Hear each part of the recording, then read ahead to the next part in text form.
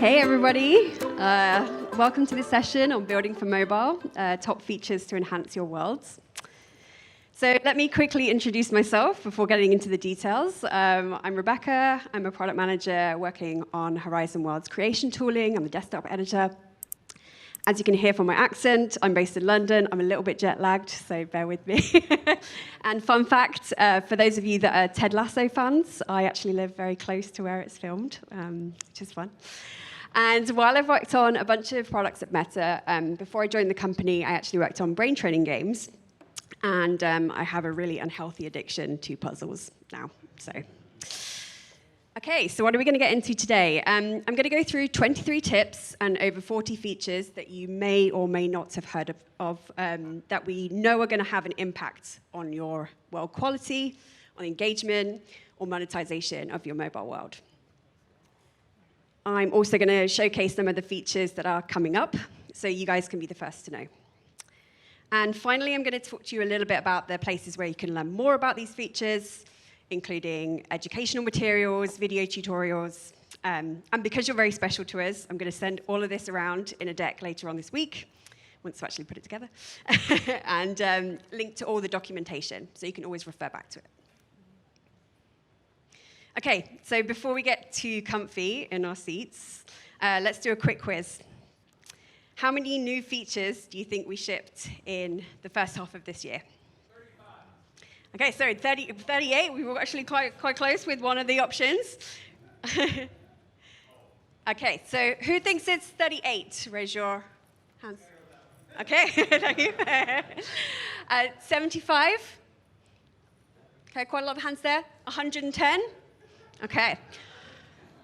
Well, of course it's going to be the highest one, right? So that's actually not including bug fixes as well, of which there have been many as well. So we've actually heard from you guys that it can be a little bit overwhelming as shipping these things. We're not doing the best job of telling you about what they do, where to find them. So that's my job to change that today and make it super clear what's available to you when building for mobile. But look, this isn't about us. We build these features because we really care about empowering you to build the best worlds possible. So a massive thank you to all of you that have built these great mobile titles this year. We're really excited to see what else you can do. So as we talked about previously, what Kingsley has said is mobile has been a huge focus for us this year, and it's going to continue to be a priority. And what we've seen is that the most successful mobile titles tailor their experiences to smaller devices. So let's look at how you can do just that. Okay, we're going to start with the foundations first, building your core gameplay in a way that's engaging for mobile. Okay, it's obvious, but the very starting point for building a great world is onboarding. And on mobile, it's important to adapt your onboarding experience to smaller screens. So for mobile, we've introduced a dedicated onboarding modal, which can appear as your users enter the world, saves them walking around, looking for a panel with instructions. You can also use the Toast Message API to show a notification at the top of the screen, which can display messages to your player as they take specific actions through the onboarding journey. Alternatively, you might want to build your own step-by-step onboarding experience using our brand new reference content, which is now live, ready for you guys to use. Tip number 2 is about using the right camera and controls for mobile. So we've actually made a ton of improvements to the camera API to ensure you can immerse your players and focus on the most important content in your world. So you can choose from first person, third person, orbit, pan, follow camera. And whichever you choose obviously depends on the type of experience you're looking to build. But what we've actually seen is that worlds that use the camera API, regardless of which camera, see a significant uplift in engagement. So we know this feature can have a dramatic impact on world quality. Follow camera is arguably one of the most valuable tools for mobile games, as it means that players no longer need to control the camera with their other hand as they walk around your world. It means that they can interact with the other buttons on the screen. So in this example, we have the jump, action, or the shot. So really one to consider. For those of you building a first-person shooter, the aim assist feature helps players track potential targets, and obviously that can reduce stress in these fast-paced competitive environments. And you can specify the target as either a player, an entity, or a 3D vector. Tip 3, make it easy for your users to interact with the UI on smaller devices. So we have a few really great APIs that are specifically for mobile creation that can remove friction for your players on those smaller devices. So first of all, we have the Focused Interaction API. It provides user interactions that feel much more intuitive to mobile users. So upon entering that focused interaction state, we hide most of the on-screen controls, but custom input API is still supported. It gives users the ability to interact directly with objects, such as clicking, tapping, swiping, stroking a really cute kitty. So that's one to consider. Our data shows that Focused Interaction API in particular has a significant impact on world quality, we've seen an increase in player retention and world playability. Another useful tool is the Rotate Avatar API, which gives the ability to line up avatars with an object, and the Force Lookout API, which lets you focus players on a specific important event. So yeah, the Mobile Gestures API detects and responds to common touch gestures such as tap, swipe, drag, and pinch. And one of the things that this unlocks is the ability to build, for example, a match 3 puzzle. And so those of you who are looking to build the next Candy Crush will be pleased to hear that we're actually building reference templates, which gives examples of a lot of these match 3 mechanics, such as pattern matching, power-ups, boosts, obstacles, etc., and can give you an example of how to build this focused interaction game while still incorporating the Horizon avatar in a playful way. Grabbables. So for grabbing objects, you can actually choose to override physics, which makes it easier for players to move grabbables through narrow spaces, such as a door or cave, particularly handy on mobile when users don't have the full view of the space around them. Item action icons let your players know what to expect when they use an item. We have a list of existing icons available, as well as the option to upload your own. And we're going to be expanding that soon. Haptics. So really important for mobile when users have the sound switched off, so that they know that they're pressing the right side of the screen. Haptics also help to create that sense of delight and immerse users in the experience. And we also see in the data a huge impact in engagement for worlds using this feature. So definitely one to consider when adding polish to your world. Some of you have already hacked this, but the rest of you will be delighted to hear that portrait mode is shipping very soon. Woo! Yeah. Really happy about that. So yeah, for more casual experiences, portrait mode is a great enabler. We're really looking forward to seeing what you build once it's available. So I think that's coming in the next week or so. OK, we've covered the basics of building your core gameplay. Let's now cover a few features that are going to help with progression and monetization. In-world commerce is a powerful driver for retention and engagement. Now, I'm not going to go into full detail on a lot of this because my lovely colleague Christina, who is at the back of the room, is going to be running an advanced session on building your world economy. So please make sure you listen to that later on. First of all, it's really easy to add a shop gizmo into your world. As you can see here from this video from the desktop editor, visitors can purchase items using meta credits or exchange them for other in-world items. And as Anisha's talked about, a great way to boost retention is to create free items in the editor and add these as a daily reward to build that habit loop to encourage players to keep coming back, increasing the complexity to transition beginners into engaged users. One of the best rewards you can give to players is avatar clothing. I mean, who doesn't love free merch? I mean, I'm so jealous that you guys get the, the little llama, but obviously, clothing would be amazing too. You can use templates and GenAI to create custom textures, such as this lovely colorful number here, and then use the in-world purchase gizmo to merchandise your creations. Tip number 8 is about leaderboards. I know it's a bit of a hot topic just there. The leaderboard gizmo allows you to create a visual interface for rankings. We are working on improvements there. We know that there's more we can do, so yeah, stay tuned.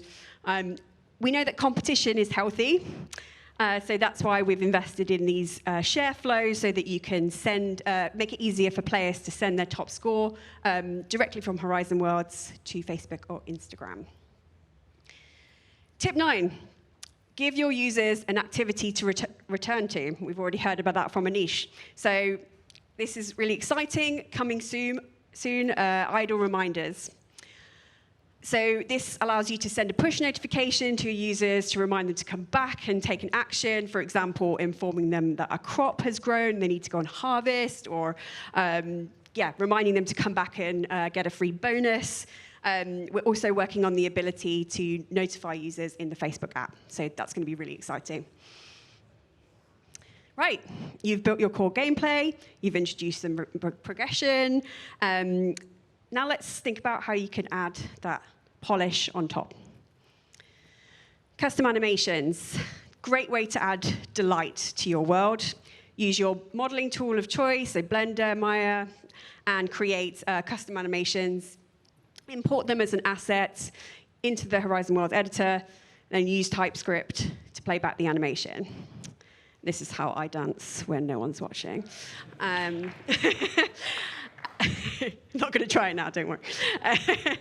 And with animations more generally, we've implemented a animations callback function, allows you to trigger more realistic animations when one starts or completes. Let's see if this plays. Okay, great, Justin. Okay, tip number 9 is about GenAI, and I just want to signal boost that there's going to be a longer session on GenAI later on this week, so I'm not going to go into a ton of depth about all of the amazing features we have there. But one thing I do want to signal boost is the ability to add speech to NPCs using GenAI. So as we've heard from Anish, character building is a really important part of storytelling, and NPCs can perform multiple functions in your world. So now you can add speech to these characters to create more immersive, believable characters, either as a sidekick, a rival, an assistant, kind of choice is yours. So basically, you just need to describe your character, give it a backstory, let AI do the rest and generate the speech for you. Okay, so another top request is for improvements to custom UI. You're going to be stoked to hear, yes, that we're implementing Noesis, so creators can be more compelling. Yes, that's what we want to hear. Allows you to create more compelling, creative, and performant custom UI panels in a much easier way, and reduces the need for extensive coding. This is going to be included in the editor at no extra cost, so we're really excited to see what you build. You did it. You've built an amazing world for mobile. So let's take a look at some tips before you share your creation. First of all, check your world is performing well on mobile, obviously, obvious tip. But yeah, now you can preview and test your mobile world in the editor now with device-specific overlays for iOS and Android. You can send off a preview link directly to your Horizon app and test it directly within the editor. One of the things that we've recognized, it's really difficult to test the gameplay of your mobile world without multiple players. So one thing that's coming soon is the ability to spawn multiple clients for testing. Also one that's like really... Okay, your world's looking great on mobile. Playtesters are loving it. Now it's time to think about marketing. I know, the last thing you want to be thinking about. It starts with choosing a great thumbnail. We've got some great guidelines. I'm going to share those in this deck afterwards. One powerful tool, though, is the A/B testing tool within the Creator Portal. Allows you to see which thumbnail is performing best in terms of converting browsers into players. Now you can upload your own video trailer for your world. This is a great example from Big Box, who built Shovel Up, yeah. And there's going to be a great session later on designing captivating trailers. So make sure you check that out. You're going to get all the tips there. You built a great world. You've got to kill a thumbnail. You've got a video. Time to get some users. Tip number 17, shock. Meta is going to tell you to use social media. Using the power of social media to share your creation. Creating events for your world is a great way of generating buzz and excitement. Now you can publish to Facebook to extend your reach by using the power of Facebook's discovery and recommendation algorithms for events. And just like your world thumbnail, we're saying make sure you're using eye-catching images and trailers to attract attention. Alternatively, you can build a Facebook group around your world, and you can now, well, soon, I think, include a link to the world inside your group. This creates a persistent entry point for group members to just jump directly in while they're on mobile. And we're working on a ton of improvements in this space, so stay tuned. We're improving your creator profile, so you can build your social following directly on Horizon. You're going to be able to send out posts to your followers to inform them of new updates. Yeah, I'm really excited about that one too. It's going to be a good one. So what we're saying now is start editing your profile, make sure your avatar is looking great, and yeah, when that all rolls out, you'll be ready to hit the ground running. Okay, nearly finished. And I know you guys are hungry, so we'll wrap up soon. Your world's out there. It's gaining traction, you're getting feedback from players. How do you understand what's working and what's not? And I know Anisha's talked about this as well. We know that you guys wanted to understand more about ranking and discovery on mobile. We've put out some documentation on discoverability there. I will link that again here in this deck. But as a TLDR, we rank on 4 axes: appeal, visit quality, repeat visitors, and technical performance. One of the most essential tools for checking how you're performing on these axes is the analytics page.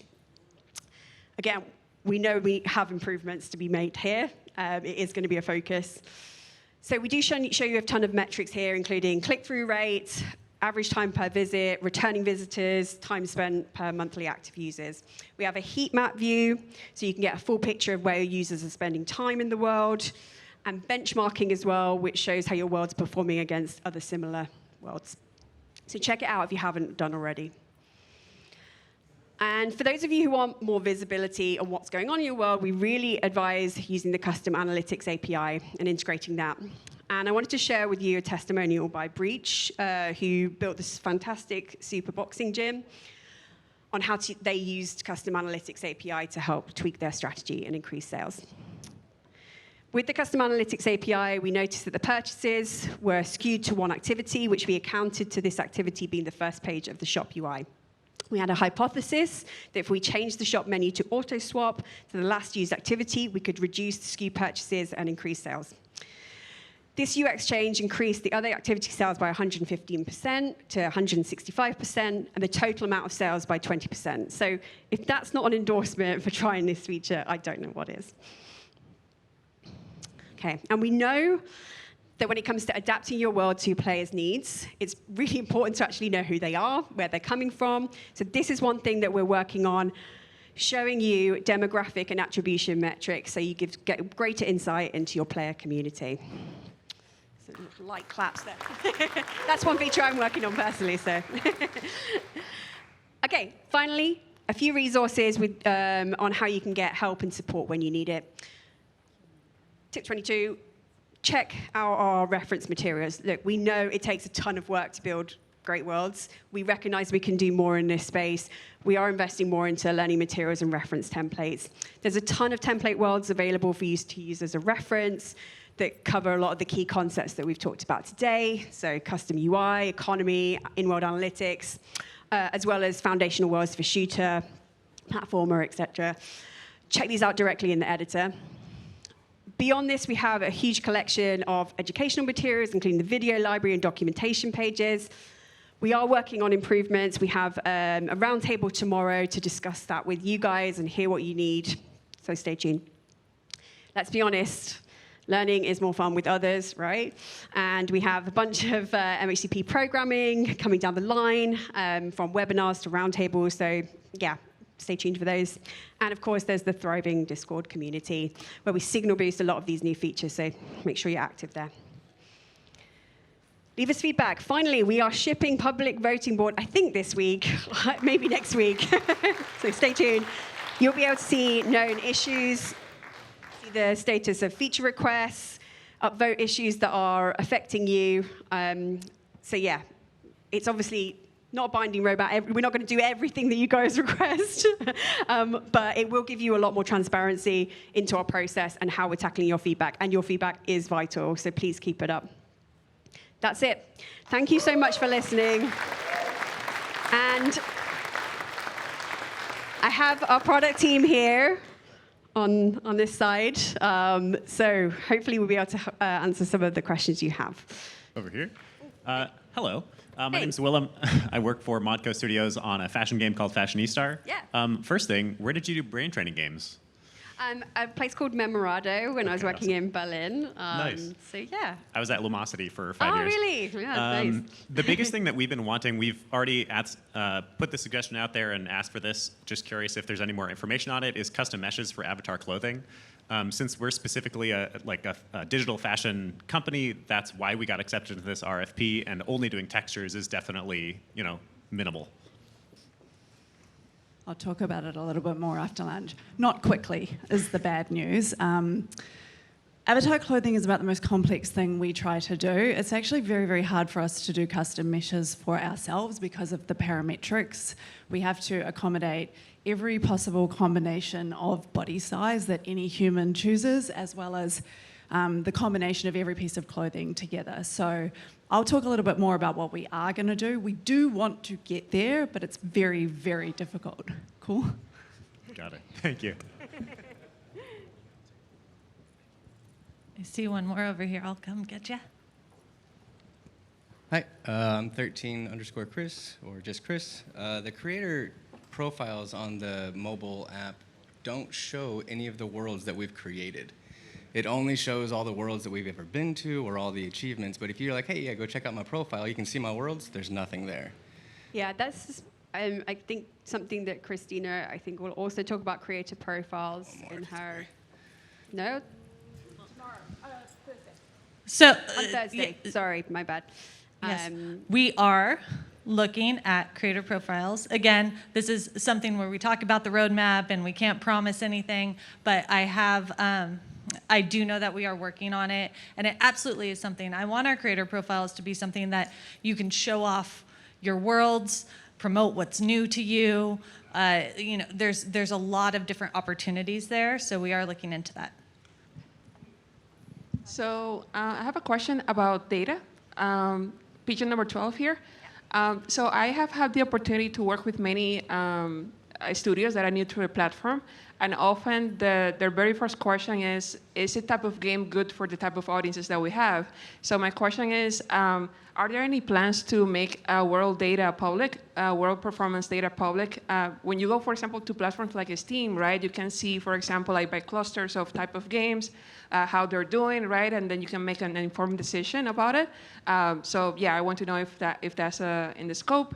And second question, real quickly, folders for worlds. Like, I know that has been a highly requested feature, but I have never seen any upcoming updates about when I'm gonna get folders to organize worlds in the desktop editor.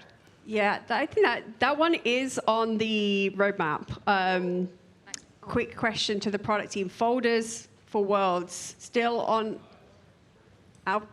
Claire. Clarifying question. Is this on the homepage of the editor? So before you open the world, is it organization at that level, or when you're in world and you want to organize stuff within hierarchy or scripts in folders? Pardon, sorry? Not currently. We're focused more on organization once you're in the world, so looking at hierarchy and scripts. But we can take it back into the team, so that's not a problem. Thanks for the feedback. Yeah, so just to go back to the first question, which was, are we going to make analytics metrics public for worlds? Again, I don't think that's on the roadmap. So please, add that as a request through the desktop editor. If other folks are really interested in that, upvote it, and we can look at getting prioritized. One thing we do have is the benchmarking, so you can kind of see how your world is performing against others, but it's not public for every single world. So, yeah. Ibez here. I got a feedback on friction. So to get mobile players and stuff like that, you guys have Instagram, Facebook. Is there any talk about encouraging your average Instagram and Facebook user to create a digital avatar for their profile already, so that way you can kind of have them ready to be integrated into Horizon? Yeah, it's a great request. Yeah. I think just generally we're looking at that whole flow, right? Like about how do you get that balance between getting somebody in quickly and then encouraging them to take those actions. Yeah. Don't know if we have anything specific in terms of, getting them to create that avatar, do the clothing, etc. Oh, Christina is back. Well, because I was to say, you have a lot of influencers on social media, and if they all create digital avatars and say, oh, look at me, that might encourage everyone to, make your own digital avatar. And everyone wants to, and then you have an ecosystem that's ready to go into Worlds, and you advertise it, they can just jump right in. They don't have to make an avatar because they already have one. The reason we have avatars on Facebook and Instagram was to get the metaverse ready. That was the goal, and I don't know if we're allowed to talk about how many, but it's lots. We have lots and lots and lots and lots of avatar users. And there is a PM who may or may not be in the room, Mike Howard, who is working on really optimized flows so that if somebody clicks on a world link on Facebook and Instagram and we detect that they don't have a linked account or an avatar, we can stop them right there before we take them to the App Store, and we can get them to link the account, create the avatar. Then we take them to the App Store. So we really are focused on reducing a lot of friction. Thank you, Christina. You should be up here answering some of these questions. We have 1 billion avatars. So that was the whole point of creating stickers. And I'll talk more about those next. Yeah, signal boosting. Christina's talk. Jessica Young, Gungan Goose.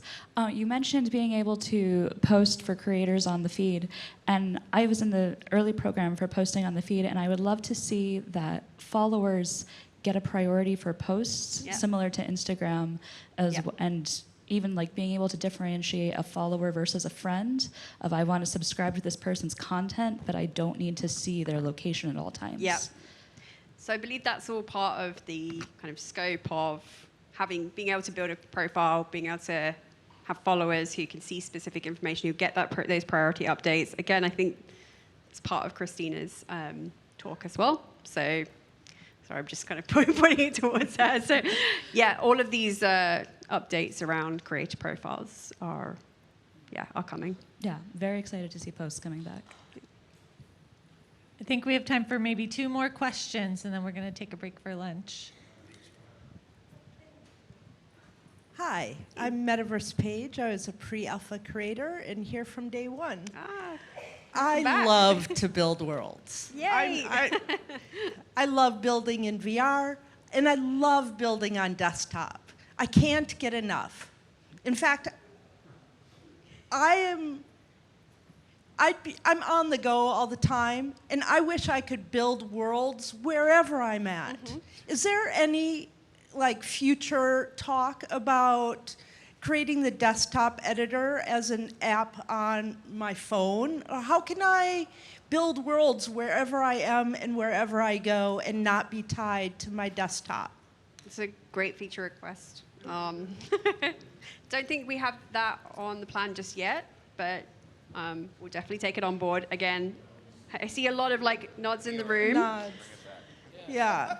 So I'd love to build on my iPad. I'd love to build on my phone, and I'd love to build in the future in some Ray-Bans or other smart glasses. So I think there's going to be some great announcements later on this week about about glasses, and again, I think all of these feature requests are awesome, right? And we just need to know from you guys which are the most important things that we should be prioritizing first. So that's exactly why Public Voting Board can help with that. And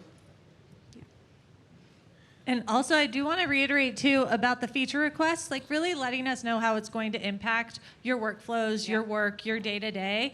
That information helps us to prioritize, because otherwise we may see a list of features, but we don't necessarily understand how you're going to use that feature. So when we give, I think a lot of you have been involved in the monthly creator letters that our mentors have helped to put together and we've worked to respond to. That's a lot of the feedback that we've been asking for in those creator letters as well, is really helping us to gauge the impact that it's going to have. Because obviously this team is not infinite and we do have to prioritize sometimes. And so sometimes it becomes a lot of feature requests. So I really appreciate you all getting together too, as you have been doing. And thank you to the mentors for helping to lead that effort to help us see what's most important to you, and that can help feed into our roadmap too.